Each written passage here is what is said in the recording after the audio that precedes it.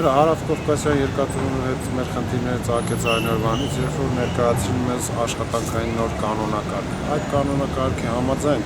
գործում են մեր աշխատողներից, մեր ժամերը, եթե ինքը գումար չունենալու դեպքում ներկայացնում է աշխատաժամերը կրճատի, քիչ վարձատրի ըստ օրենքի։ Բայց քանի որ մենք մինչև այդ ծախսերին կրճատումներին հասնելը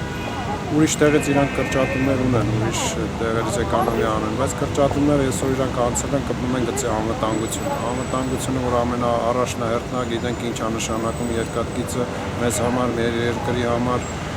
գտնում են անվտանգությանը, մարդկանց քանակը կրճատել են ԱԱԳ-ին, ինչքան ժամանակ ու ինչքան որ եղել է, ես գնացել եմ մաստեր դրանից հետո կրճատումներ ա եղել։ Դրա հիմա վրա ծագեց մեր խնդիրները, դրա մենք օրենքի կարգով որ հարկնալ, հայց ենք ներկայացրել դատարան, տվյալ կանոնակարգը անվավեր ճանաչելու համար։ Կոնկրետ ինչ եք պահանջում ենք ուրեմն երկաթուղիներից անվավեր ճանաչել նոր կանոնակարգը, որը որ ուզում են մտցնել, առաջնահերթ, իսկ երկրորդը դրանից բխող հանգամանքներից 3 չառաջորդ ինձ մոտ իմ ու տեղամասում ստուգումներ էր, որի արդյունքում այսօր ինչ կանցել են Սերեն ասեմ այդ բառը, այլն ժողովի խոսքով ընդհանուր որոշեցին, ինձ նկատողություն տվեցին, երրորդ նկատողությունը գործից հեռացնելու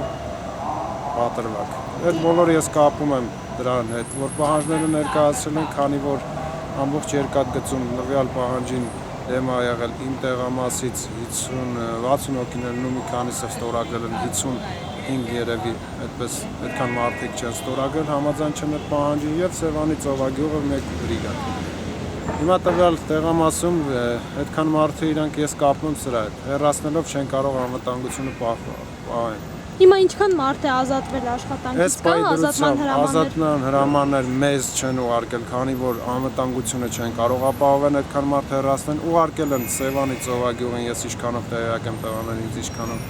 ասել են, կապի մեջ խոսում ենք, իրանց ուվիդամներներ են ուղարկել գործից հեռացման, ծանոթություններ։ Կասեք, ինչ է իրենից ենթադրում այս նոր կանոնակարգը, ինչ նոր պահանջներ են ներկայացվել աշխատողներին։ Աշխատողների համար ուրեմն նոր կանոնակարգով ըստ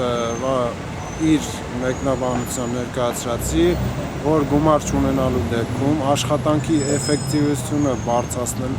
եթե չեմ սխալվում, էֆեկտիվությունը բարձրացնելու հետևանքով կրճատում է ժամերը։ Իսկ որտեղ կարող է աշխատաժամը կրճատելով էֆեկտիվությունը բարձրացնել անհնար է։